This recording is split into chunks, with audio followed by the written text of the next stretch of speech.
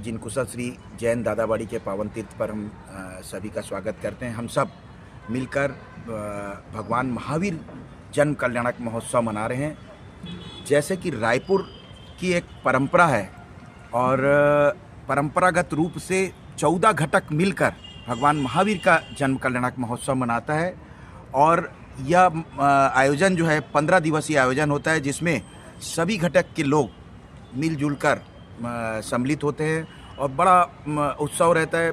बड़ा उत्सव में पूरे समाज के लोगों को इस जन्म कल्याणक का इंतज़ार रहता है और वो घड़ी आ गई है। अब हम भगवान महावीर जन्म कल्याणक महोत्सव के मुख्य कार्यक्रम की शुरुआत करने जा रहे हैं और अनेक कार्यक्रम होंगे, सांस्कृतिक सामाजिक कार्यक्रम जो सभी समाज को जोड़ के रखते हैं।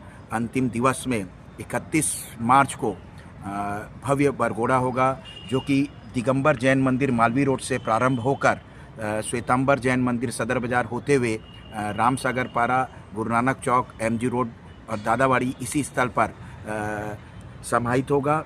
और यहाँ पर साधार्मिक वात्सल्य का बड़ा आयोजन होगा। उसके बाद रात्रिकालीन में वीर भक्ति गीत प्रतियोगिता के साथ बड़ा आयोजन है। सभी से निवेदन करूँगा बड़ी संख्या में जुड़कर इस आयोजन को और भी सफल बनाएं। धन्यवाद। जय जिनेंद्र। हमारे साथ में श्री महावीर गोचर भी है, पूर्व अध्यक्ष, क्या कुछ कहेंगे? एकता में ही शक्ति है जी। इसीलिए हमें सभी को, सकल जैन समाज को मिलकर यह कार्यक्रम अच्छे से अच्छे मनाना है, जिससे हम अपनी एकता को प्रदर्शित कर सकें। जय जिनेंद्र, जय महावीर। बहुत अच्छी बात है। तो ये थे सबसे पहले श्री विजय जी चोपड़ा, जो कि पूर्व अध्यक्ष भी रह चुके हैं भगवान महावीर जन्म कल्याणक महोत्सव समिति के।